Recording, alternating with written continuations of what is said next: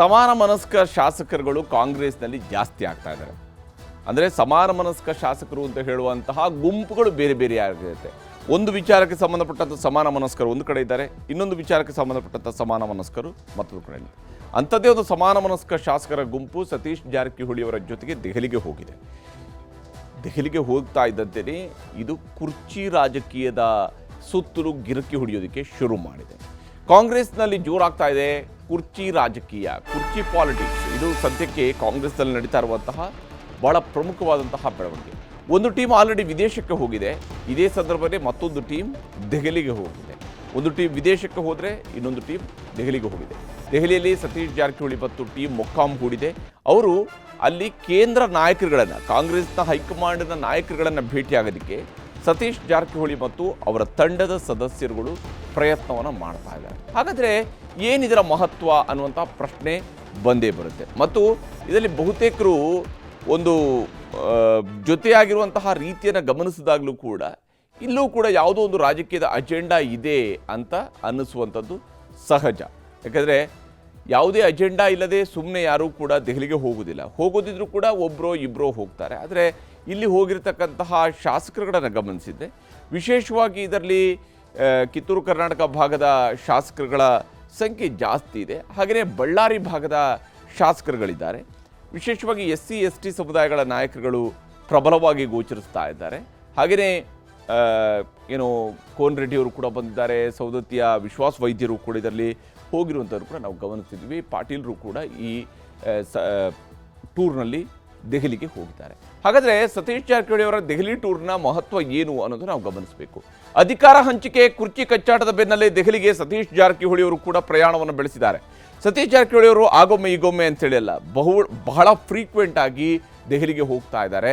ಬಹಳ ಫ್ರೀಕ್ವೆಂಟ್ ಆಗಿ ಹೈಕಮಾಂಡ್ ನಾಯಕರುಗಳನ್ನು ಭೇಟಿ ಆಗ್ತಾ ಇದ್ದಾರೆ. ಅವಶ್ಯಕತೆಗಳು ಬಿದ್ದಾಗ, ಅಗತ್ಯತೆಗಳು ಇದ್ದಾಗ ಮತ್ತು ಕಾಲಕ್ಕೆ ತಕ್ಕಂತೆ ಅವರು ದೆಹಲಿಗೆ ಹೋಗಿ ಹೈಕಮಾಂಡ್ ನಾಯಕರುಗಳನ್ನು ಭೇಟಿ ಆಗ್ತಾ ಇದ್ದಾರೆ. ಈ ಬಾರಿ ಹೋದಾಗ ಆಪ್ತರೊಂದಿಗೆ ದೆಹಲಿಯಲ್ಲಿ ಬೀಡು ಬಿಟ್ಟಿದ್ದಾರೆ ಸತೀಶ್ ಜಾರಕಿಹೊಳಿ ಅವರು.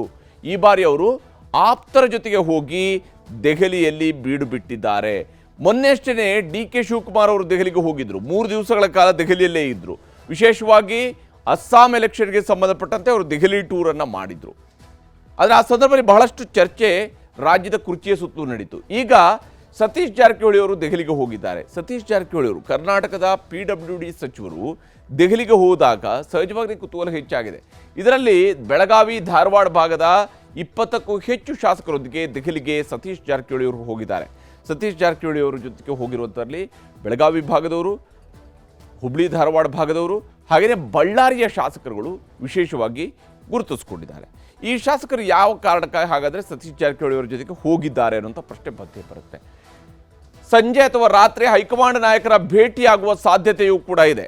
ಸತೀಶ್ ಜಾರಕಿಹೊಳಿ ಅವರು ಒಬ್ಬರೇ ಅಲ್ಲ, ಅವ್ರ ಜೊತೆಗಿರ್ತಕ್ಕಂತಹ ತಂಡದ ಸದಸ್ಯರೆಲ್ಲರೂ ಸೇರಿ ಇವತ್ತು ಸಂಜೆ ಅಥವಾ ರಾತ್ರಿ ಹೈಕಮಾಂಡ್ ನಾಯಕರನ್ನು ಭೇಟಿಯಾಗುವಂಥ ಸಾಧ್ಯತೆ ಇದೆ. ವಿಶೇಷವಾಗಿ ಅವರು ಪ್ರಯತ್ನಿಸ್ತಾ ಇರುವಂಥದ್ದು ರಣದೀಪ್ ಸಿಂಗ್ ಸುರ್ಜೇವಾಲಾ ಮತ್ತು KC ವೇಣುಗೋಪಾಲ್ ಅವರ ಭೇಟಿಗೆ, ಅವರಿಬ್ಬರ ಭೇಟಿ ಮಾಡ್ಕೊಂಡು ಬರಬೇಕು ಅನ್ನುವಂತಹ ಯೋಚನೆಯಲ್ಲೂ ಕೂಡ ಇದ್ದಾರೆ. ಒಂದು ಕಡೆ ಈಗಾಗಲೇ ಸಿದ್ದರಾಮಯ್ಯನವರ ಆಪ್ತ ಶಾಸಕರಲ್ಲೇ ಬಹಳಷ್ಟು ಮಂದಿ ಆಸ್ಟ್ರೇಲಿಯಾ ಪ್ರವಾಸಕ್ಕೆ ಹೋಗಿದ್ದಾರೆ. ಇದರ ನಡುವೆ KC ವೇಣುಗೋಪಾಲ್ ಹಾಗೂ ರಣದೀಪ್ ಸುರ್ಜೇವಾಲಾ ಇವರ ಭೇಟಿಗೆ ಸಮಯವನ್ನು ಸತೀಶ್ ಜಾರಕಿಹೊಳಿ ಅವರು ಕೇಳ್ಕೊಂಡಿದ್ದಾರೆ. ನನಗೆ ನಿಮ್ಮನ್ನು ಬಂದು ಭೇಟಿಯಾಗಬೇಕು ಅಂತ ಕೇಳ್ಕೊಂಡಿದ್ದಾರೆ. ಸಹಜವಾಗಿಯೇ ಕುತೂಹಲ ಇದ್ದೇ ಇದೆ. ಸತೀಶ್ ಜಾರಕಿಹೊಳಿ ಅವರು ಯಾವ ಕಾರಣಕ್ಕಾಗಿ ಹೈಕಮಾಂಡ್ ನಾಯಕರನ್ನು ಭೇಟಿ ಆಗ್ತಾ ಇದ್ದಾರೆ ಮತ್ತು ವಿಶೇಷವಾಗಿ ತಮ್ಮ ಬಳಗದ ಶಾಸಕರನ್ನ ಕರ್ಕೊಂಡು ಹೋಗಿ ಭೇಟಿ ಆಗ್ತಾ ಇದ್ದಾರೆ ಅಂತೇಳಿ ಯಾವ ಕಾರಣಕ್ಕಾಗಿ ತಮ್ಮ ಬಳಗದ ಶಾಸಕರನ್ನ ಕರ್ಕೊಂಡು ಹೋಗಿದ್ದಾರೆ. ಕಳೆದ ವಾರವಷ್ಟೇ ದೆಹಲಿಗೆ ತೆರಳಿದಂತಹ ಶಿವಕುಮಾರ್ ಅವರು ಸಿದ್ದರಾಮಯ್ಯನವರ ಪರವಾಗಿ ಲಾಬಿ ಮಾಡೋದಕ್ಕಾಗಿ ಈಗ ಸತೀಶ್ ಜಾರಕಿಹೊಳಿ ಅವರು ಬಂದಿದ್ದಾರಾ ಅನ್ನುವಂತಹ ಪ್ರಶ್ನೆ ಮತ್ತು ಕುತೂಹಲ ಇದ್ದೇ ಇದೆ. ಸತೀಶ್ ಜಾರಕಿಹೊಳಿ ಅವರು ಸಿದ್ದರಾಮಯ್ಯನವರ ಪರವಾಗಿ ದೆಹಲಿಗೆ ಹೋದ್ರಾ ಅನ್ನುವಂತಹ ಪ್ರಶ್ನೆ ಇದ್ದೇ ಇದೆ, ಕುತೂಹಲ ಇದ್ದೇ ಇದೆ. ವಿಶೇಷವಾಗಿ DK ಶಿವಕುಮಾರ್ ಅವರ ಟೀಮ್ಗೆ ಸೆಡ್ಡು ಹೊಡೆಯೋದಕ್ಕೆ ಸಿದ್ದರಾಮಯ್ಯನವರ ಆಪ್ತರ ಟೀಮ್ ಮುಂದಾಗಿರುವಂತೆ ಗೋಚರಿಸ್ತಾ ಇದೆ. ಈಗಾಗಲೇ ತಂಡಗಳನ್ನು ಕಳಿಸುವಂತಹ ಪ್ರಕ್ರಿಯೆ ನವೆಂಬರ್ 20ರ ನಂತರ ಶುರುವಾಯಿತು. ನವೆಂಬರ್ 20ರಂದೇ ಮೊದಲ ತಂಡ ದೆಹಲಿಗೆ ಹೋಯಿತು. ಈಗ ಉಳಿದವರು ತಂಡವನ್ನು ತೆಗೆದುಕೊಂಡು ಹೋದಾಗ ಸಹಜವಾಗಿಯೇ ಅವತ್ತು ಏನೇನು ಹೇಳಿದ್ರು, ಯಾರು ಮಂತ್ರಿ ಆಗಬೇಕು ಅಂತ ಹೇಳೋರು ದೆಹಲಿಗೆ ಹೋಗ್ತಾರೆ ಅಂತ ಹೇಳ್ತಿದ್ರು, ಹಾಗೆ ಈಗಲೂ ಕೂಡ ಹೇಳ್ಕೊಳ್ಬೋದು. ಆ ಒಂದು ಅವಕಾಶವನ್ನು ಬಳಕೆ ಮಾಡ್ಕೊಳ್ತಾನೆ ಈಗ ತಂಡದ ಸಮೇತವಾಗಿ ಹೋಗಿದ್ದಾರೆ ಸತೀಶ್ ಜಾರಕಿಹೊಳಿ ಅವರು. ಬೇರೆ ಸಂದರ್ಭಗಳಿಗೆ ಹೋದಾಗ ಈ ರೀತಿಯಾಗಿ ಟೀಮ್ ಕರ್ಕೊಂಡು ಹೋಗುವಂಥದ್ದು ಭಾಳ ಕಡಿಮೆ. ಇಲ್ಲಿ ಮುಖ್ಯವಾಗಿ ಇವರ ಮುಂದೆ ಇರತಕ್ಕಂತಹ ಕೆಲವು ವಿಚಾರಗಳಿದ್ದಾವೆ. ಅದರಲ್ಲಿ ಒಂದು, ಅಧಿಕಾರ ಹಂಚಿಕೆ ಗೊಂದಲಕ್ಕೆ ಸ್ಪಷ್ಟತೆ ಸಿಗಬೇಕು. ಪಕ್ಷದ ಹೈಕಮಾಂಡ್ನಿಂದ ಅಧಿಕಾರ ಹಂಚಿಕೆ ಗೊಂದಲದ ಬಗ್ಗೆ ಸ್ಪಷ್ಟತೆ ನಮಗೆ ಬೇಕಿದೆ ಅಂತ ಸತೀಶ್ ಅವರು ಕೇಳ್ಬೋದು. ಇನ್ನು KPCC ಅಧ್ಯಕ್ಷ ಹುದ್ದೆಗೂ ಕೂಡ ಅವರು ಲಾಬಿಯನ್ನು ಮಾಡ್ತಾ ಇದ್ದಾರೆ ಅನ್ನುವಂತಹ ಮಾತು ಇವತ್ತು ನಿನ್ನೆಯಿಂದ ಅಲ್ಲ. 2024ರ ಲೋಕಸಭೆ ಚುನಾವಣೆಯ ಪೂರ್ವದಲ್ಲೂ ಕೂಡ ಈ ರೀತಿಯಂಥ ಮಾತಿತ್ತು. ಮತ್ತು ವಿಶೇಷವಾಗಿ ಲೋಕಸಭೆ ಚುನಾವಣೆ ಮುಗಿದ ನಂತರವೂ ಕೂಡ ಈ ಕೂಗು ಬಹಳ ಜೋರಾಗಿತ್ತು. PCC ಅಧ್ಯಕ್ಷ ಸ್ಥಾನವನ್ನು ಈ ಬಾರಿ ಸತೀಶ್ ಜಾರಕಿಹೊಳಿ ಅವರಿಗೆ ಕೊಡಬೇಕು ಅನ್ನುವಂತಹ ಒಂದು ಲಾಬಿಯೂ ನಡೀತಾ ಇದೆ. ಹೆಚ್ಚುವರಿ DCM ಪೋಸ್ಟ್ಗೂ ಕೂಡ ಪ್ರಯತ್ನವನ್ನು ಮಾಡಬಹುದು. ಒಂದು ವೇಳೆ ಅವ್ರನ್ನ PCC ಮಾಡೋದಿಲ್ಲ ಅಂತೇಳಿ ಆದರೆ, ಈಗಿರ್ತಕ್ಕಂಥ PCC ಅಧ್ಯಕ್ಷರನ್ನೇ ಮುಂದುವರಿಸ್ತಾರೆ ಅಂತ ಹೇಳಿದರೆ, ಪ್ರದೇಶ್ ಕಾಂಗ್ರೆಸ್ ಸಮಿತಿ ಅಧ್ಯಕ್ಷ ಸ್ಥಾನ ಸಿಗದೇ ಹೋದರೆ ತನಗೆ ಹೆಚ್ಚುವರಿಯಾಗಿ DCM ಪೋಸ್ಟನ್ನು ಸೃಜಿಸಿ, ಆ DCM ಪೋಸ್ಟನ್ನು ಕೊಡಿಸಿ ಅನ್ನುವಂತಹ ಒತ್ತಡವನ್ನು ಕೂಡ ಹೇರ್ಬೋದು ಸತೀಶ್ ಜಾರಕಿಹೊಳಿ ಅವರು. ಬದಲಾವಣೆ ಮಾಡೋದೇ ಆದರೆ ದಲಿತ ಮುಖ್ಯಮಂತ್ರಿಯ ದಾಳವನ್ನು ಕೂಡ ಬೀಸಬಹುದು.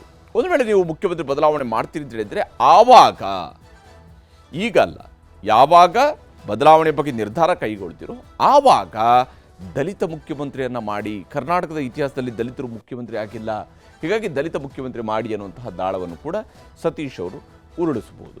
ಇನ್ನು ಪುನಾರಚನೆ ವೇಳೆ ಆಪ್ತರಿಗೆ ಪ್ರಾತಿನಿಧ್ಯ ಬೇಕು ಅನ್ನೋಂಥದ್ದು ಕೂಡ ಕೇಳುವ ಅವಕಾಶ ಇದ್ದೇ ಇರುತ್ತೆ. ಸಂಪುಟ ಪುನರ್ರಚನೆ ಮಾಡೋದೇ ಹೌದು ಅಂತ ಹೇಳಿದರೆ ಆಗ ತಮ್ಮ ಆಪ್ತರಿಗೂ ಕೂಡ ಆದ್ಯತೆಯನ್ನು ಕೊಡಿ, ನನ್ನ ಜೊತೆಗೆ ಓಡಾಡ್ತಾ ಇರುವಂತಹ ಶಾಸಕರುಗಳೇನಿದ್ದಾರಲ್ಲ ಅವ್ರುಗಳಿಗೂ ಕೂಡ ಆದ್ಯತೆಯನ್ನು ಕೊಡಿ ಅನ್ನೋದನ್ನು ಸತೀಶ್ ಅವರು ಕೇಳ್ಬೋದು ಹೈಕಮಾಂಡ್ನ ನಾಯಕರುಗಳನ್ನು.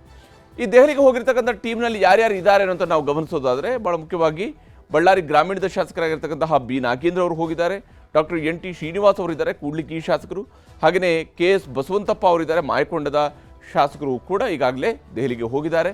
ಇನ್ನು ವಿಶ್ವಾಸ್ ವೈದ್ಯ ಇದ್ದಾರೆ, ಸೌದತ್ತಿಯ ಶಾಸಕ, ಕಿತ್ತೂರಿನ ಶಾಸಕರಾಗಿರ್ತಕ್ಕಂತಹ ಬಾಬಾ ಸಾಹೇಬ್ ಪಾಟೀಲ್ರು ಕೂಡ ಹೋಗಿದ್ದಾರೆ. ಅವ್ರ ಹಿಂದೆ ಶಿವಕುಮಾರ್ ಅವರ ಟೀಮ್ನಲ್ಲೂ ಕೂಡ ಬಾಬಾ ಸಾಹೇಬ್ ಪಾಟೀಲ್ರು ದೆಹಲಿಗೆ ಹೋದಾಗ ಬಹಳ ದೊಡ್ಡ ಸುದ್ದಿ ಆಗಿತ್ತು. ಇನ್ನು ಚಳ್ಳಕೆರೆ ಶಾಸಕರಾಗಿರ್ತಕ್ಕಂಥ T ರಘುಮೂರ್ತಿಯವರು ಕೂಡ ದೆಹಲಿ ಪ್ರಯಾಣವನ್ನು ಬೆಳೆಸಿದ್ದಾರೆ. ಇದರಲ್ಲಿ ರಘುಮೂರ್ತಿಯವರು ವಿದೇಶ ಪ್ರವಾಸ ಮಾಡ್ತಾರೆ ಅಂತ ಹೇಳಿತ್ತು, ಆದರೆ ಅವರು ವಿದೇಶಕ್ಕೆ ಹೋಗಿಲ್ಲ, ಆದರೆ ದೆಹಲಿಗಂತೂ ಹೋಗಿದ್ದಾರೆ ಚಳ್ಳಕೆರೆ ಶಾಸಕರಾಗಿರ್ತಕ್ಕಂಥ T ರಘುಮೂರ್ತಿಯವರು. ಇನ್ನು NH ಕೋನರೆಡ್ಡಿಯವರು ನವಲಗುಂದ ಶಾಸಕರು, ಆಸಿಫ್ ಸೇಠ್ ಬೆಳಗಾವಿ ಉತ್ತರದ ಶಾಸಕರು, BN ಚಂದ್ರಪ್ಪ ಮಾಜಿ ಸಂಸದ, ಇವರೆಲ್ಲರೂ ಕೂಡ ಜೊತೆಯಾಗಿ ಕೂತ್ಕೊಂಡು ದೆಹಲಿಯಲ್ಲಿ ಹರಟೆ ಹೊಡಿತಾ ಇರುವಂಥದ್ದು, ಚರ್ಚೆ ನಡೆಸ್ತಾ ಇರುವಂಥದ್ರ ಬಗ್ಗೆಯೂ ಕೂಡ ವಿಡಿಯೋ ಈಗಾಗಲೇ ಸಿಗ್ತಾ ಇದೆ. ಇದರಲ್ಲಿ ಸ್ಪಷ್ಟವಾಗಿ ಗೋಚರಿಸುತ್ತೆ ಇವರೆಲ್ಲರೂ ಕೂಡ ದೆಹಲಿಗೆ ಹೋಗಿದ್ದಾರೆ. ಆದರೆ ದೆಹಲಿಯ ಅಂತಿಮ ಲೆಕ್ಕಾಚಾರ ಏನು ಅನ್ನೋದ್ರ ಬಗ್ಗೆ ಯಾರೂ ಕೂಡ ಸ್ಪಷ್ಟತೆಯನ್ನು ಕೊಡ್ತಾ ಇಲ್ಲ. ಅದರ ಪ್ರಯತ್ನಗಳು, ತೆರೆಮರೆಯ ಪ್ರಯತ್ನಗಳು ಕಾಂಗ್ರೆಸ್ನಲ್ಲಿ ಬಲಗೊಳ್ತಾ ಇರೋದಕ್ಕೆ ಈ ದೆಹಲಿ ಯಾತ್ರೆಯೂ ಕೂಡ ಪ್ರಮುಖ ಕಾರಣ ಆಗುತ್ತೆ.